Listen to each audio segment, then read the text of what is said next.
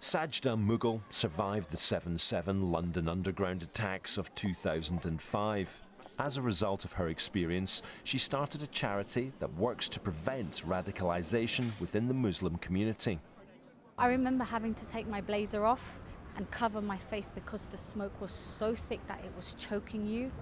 At some points this year, it's just felt relentless. Terrorist attack after terrorist attack. How difficult has that been for you? Each time an attack happens, I relive the experience.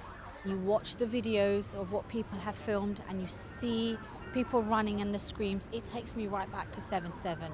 When you heard the news this year of these attacks, Manchester Arena, is there part of you thinking, oh, please don't let it be a Muslim this time?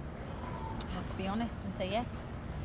When Manchester happened and the other attacks happened, instantly in my mind I think that very same thought, please don't let it be a Muslim, because I know fully well in terms of what then happens after attacks, and what I'm talking about the backlash, particularly towards the Muslim community. But wherever the terrorist attacks originate, the question is, how can the authorities prevent them? We asked if security services should be given more powers to tackle terrorism, even if that means our individual privacy suffers. More than half of the people we surveyed across England agreed. They know who a lot of these people are. The guy who was the bomber at the arena, he'd been reported by members of his own family, and yet he was free to walk around and walk into that arena and let that bomb off.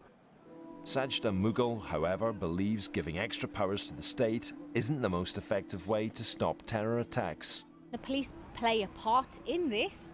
To defeat this, we need to have that bottom-up approach. What we need to understand is that those who are being radicalised are being brainwashed, and so we need to change those hearts and we need to change those minds.